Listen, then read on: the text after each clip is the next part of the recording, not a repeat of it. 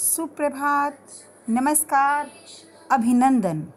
जी हाँ, आज की कक्षा की शुरुआत करने से पहले मैं आपको एक श्लोक बताऊंगी, जिसे समझने के पश्चात ही हम आज का अपना पाठ शुरू करेंगे। मित्रेण कलहं कृत्वा न कदापि सुखी जनः इति ज्ञात्वा प्रयासेन तदेव परिवर्जयेत्। पुनः सुनेंगे। मित्रेण कलहं कृत्वा न कदापि सुखी जनः इति ज्ञात्वा प्रयासेन तदेव परिवर्जयति। प्यारे बच्चों, इसका अर्थ है कि मित्र के साथ कलह करके मनुष्य कभी सुखी नहीं रह सकता। मित्र के साथ कलह करके मनुष्य कभी सुखी नहीं रह सकता, इसलिए ऐसा जानकर इससे बचना चाहिए। अर्थात किससे बचना चाहिए?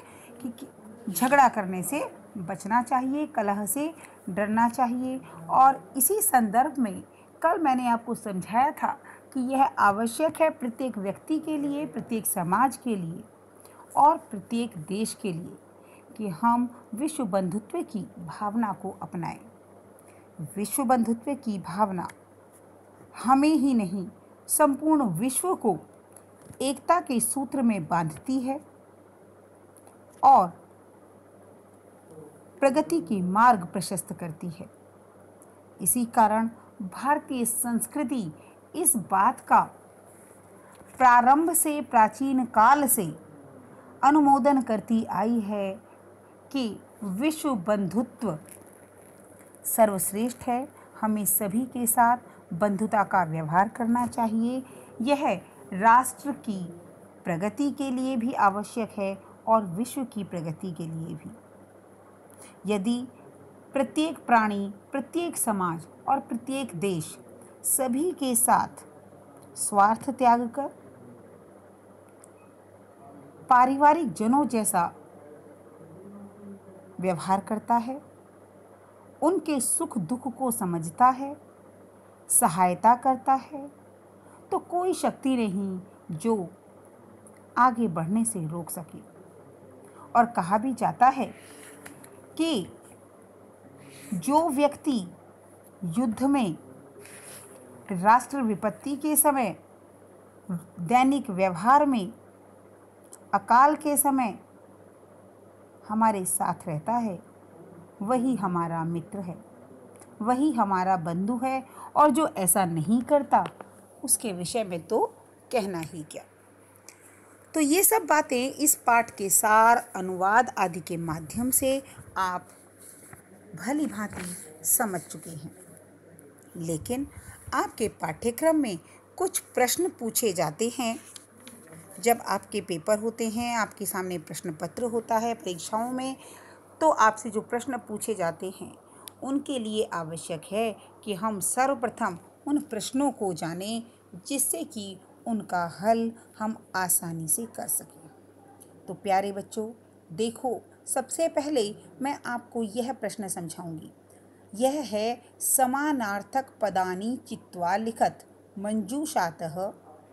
समानार्थक पदानि चित्वा लिखत कि मंजूषा यानी कि ये जो बॉक्स आपका बना हुआ है, इसे कहा गया है कि इससे समानार्थक अर्थात पर्यायवाची समान अर्थ वाले शब्दों को चुनकर लिखें। अब उसके लिए क्या जरूरी है? हम समानार्थक शब्द कब लिख सकते हैं? जब हमें मंजूषा में लिखे शब्दों के अर्थ पता हों। तो चलिए जानते हैं। परस्य, दूसरे का, दुखम, दुख, आत्मानम, अपना, बाधितः, रोकना, परिवार है, परिवार, संपन्नम, संपन्न, त्यक्तवा, त्याग कर, संपूर्ण, संपूर्ण। तो अब देखिए, यहाँ पर हम हर शब्द से किस प्रकार शब्द खोजते हैं, निकालते हैं। स्वीकीयम, अपने आप, समानार्थक शब्द होगा आत्मानम, अपने आप के लिए आता है। अवरुद्ध मतलब रोकना, तो ऊपर वाले शब्दों में बाधितः शब्द इसका समानार्थक होगा।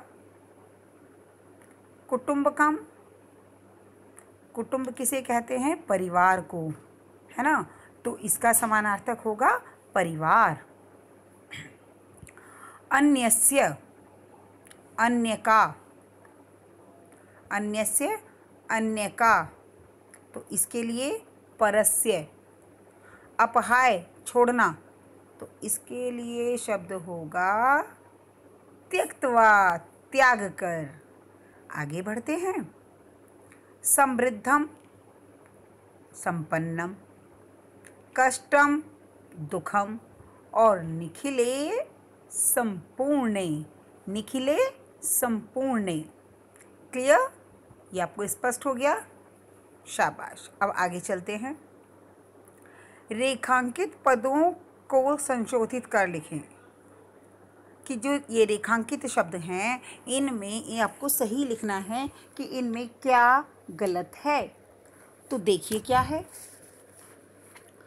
छात्रा क्रीड़ा क्षेत्रे कंदुकात क्रीडन्ति, छात्र क्रीड़ा क्षेत्र में गेंद से खेलते हैं। अब देखिए, जिसके साथ खेला जाता है वहाँ पर सहसा साकम के योग में तृतीया विभक्ति आती है और रेखांकित शब्द है कंदुकात, जिसमें पंचमी विभक्ति लगी है, इसलिए तृतीया विभक्ति के हिसाब से यहाँ पर कंदुकेन आएगा। अगला, ते बालिका मधुरम गायन्ति। अब ते रेखांकित है और यहाँ पर शब्द है बहुवचन, और क्योंकि बालिका है तो स्त्रीलिंग। अब यहाँ समझने वाली बात यह है कि स्त्रीलिंग का बहुवचन ते नहीं होता, सा ते ताह, ताह होता है। तो यहाँ पर शब्द आएगा ताह बालिका मधुरम गायन्ति, क्योंकि ते जो है वो द्विवचन का शब्द है। अहम पुस्तकालयेन पुस्तकानि आनयामि, मैं पुस्तकालय से पुस्तक लाता हूँ। अब यहाँ पर पुस्तकालय से देखिए, जब हम विभक्ति करते हैं तो कर्ता ने कर्म को करण से, अगर हम से को देखें तो उस हिसाब से यहाँ पर तृतीया विभक्ति सही है। लेकिन हमें साथ ही साथ यह भी ध्यान रखना होगा कि जब कोई वस्तु अलग होती है तो वहाँ पर कर्ता ने कर्म को करण से, संप्रदान के लिए और अपादान से अलग होना। कारक चिन्हों में करण और अपादान दोनों का जो चिन्ह है वो से है, लेकिन अंतर यह है कि तृतीया विभक्ति में से साथ के लिए आता है, जबकि पंचमी विभक्ति में से अलग होने के लिए आता है। तो यहाँ पर पुस्तकालय से पुस्तक लाई गई तो वो पुस्तकालय से अलग हो गई, इसलिए यहाँ पर पंचमी विभक्ति आएगी और शब्द बनेगा पुस्तकालयात। आगे बढ़ें, चलिए। त्वम किम नाम, तुम्हारा क्या नाम है। यहाँ पर तव किम नाम, गुरुम नमः, गुरु के लिए नमस्कार है। अब फिर हम वही समझते हैं, कर्ता ने कर्म को करण से संप्रदान के लिए, जिसके लिए कोई कार्य किया जाता है। उपविभक्ति में तो नमः के योग में भी चतुर्थी विभक्ति ही आती है, इसलिए यहाँ पर शब्द बनेगा गुरुवे नमः। इस चीज़ को आप ऐसे भी समझ सकते हैं कि आप अपनी रोज़ाना जब पूजा आदि करते हैं तो ओम नमः शिवाय, वासुदेवाय नमः, इस तरह के शब्द आपने सुने होंगे। तो ये सभी चतुर्थी विभक्ति के लिए हैं, क्योंकि नमः के योग में हमेशा चतुर्थी विभक्ति आती है। अब देखिए और आगे बढ़िए। मंजूषात विलोम शब्दानि चित्वा लिखत। अब मंजूषा से विलोम शब्द चुनने हैं। अधुना,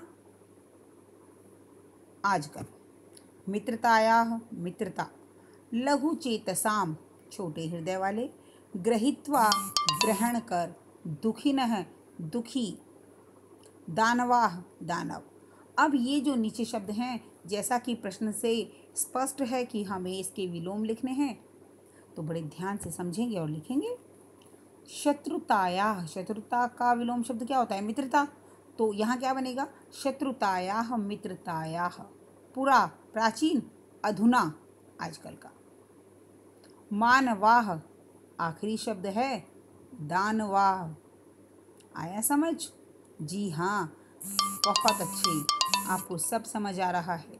मानवाह दानवाह उदार चरिता नाम लघु चेतसाम। सुखिनः सुखिनः के लिए जरा घुमाएं अपने इन, हाँ जी, दुखिनः समझ आया ना। अपहाय, अपहाय कहते हैं त्यागना, तो इसका वर्ड क्या बनेगा? इसका शब्द बनेगा विलोम शब्द त्यागना, ग्रहण करना, तो अपहाय ग्रहित्वा। ठीक है, ये आपको भली भांति समानार्थक और विलोम शब्द जो हैं वो समझ में आ गए होंगे बहुत अच्छे से। और जहाँ तक मैं जानती हूँ आप सभी बड़े ध्यान से इन्हें समझने की कोशिश कर रहे हैं। इसके पश्चात लिंग, विभक्ति और वचन। अब जिस हिसाब से हमने ऊपर पढ़ा है इसे आप स्वयं करके देखें और प्रत्येक शब्द के लिंग, विभक्ति और वचन को, इस अभ्यास कार्य को आप स्वयं करें। ठीक है, अब हम यहाँ समझते हैं कि कोष्ठक में दिए गए शब्दों में उचित विभक्ति लगानी है। विद्यालयम उभयतः वृक्षाः सन्ति। विद्यालय के दोनों ओर वृक्ष हैं।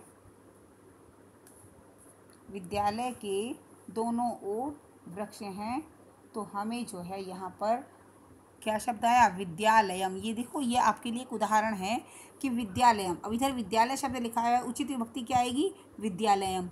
क्यों आएगी? क्योंकि आपने पढ़ा है कि उपपद विभक्ति के अंतर्गत उभयतः, पर्यतः, सर्वतः आदि के योग में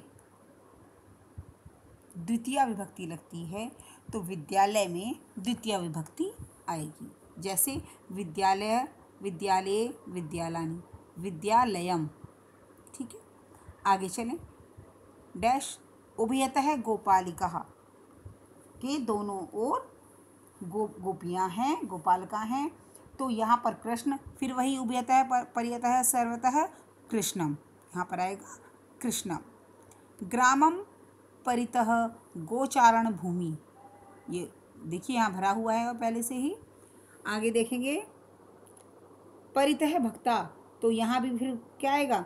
द्वितीय विभक्ति हमें लगानी है, यानी कि हमें पहली पंक्ति को देखकर दूसरी पंक्ति में उसी विभक्ति का प्रयोग करना है। मंदिरम सूर्याय नमः, गुरुवे नमः। यहाँ हमें ध्यान रखना है कि हम गुरुआय नमः नहीं लिखेंगे, क्योंकि गुरु की चतुर्थी विभक्ति गुरुवे होती है। वृक्षस्य ऊपरी खगाः, वृक्ष के ऊपर पक्षी हैं, यहाँ पर छठी विभक्ति का प्रयोग हुआ है। तो अश्वस्य ऊपरी सैनिकः। आगे बढ़ते हैं। नमस्कार है, अभी समझाया मैंने आपको कि जिसे नमस्कार किया जाता है वहाँ चतुर्थी विभक्ति लगती है, तो ये बन गया हरये नमः। परितः के योग में द्वितीय विभक्ति, तो ग्रामस्य या ग्रामम, ग्रामम।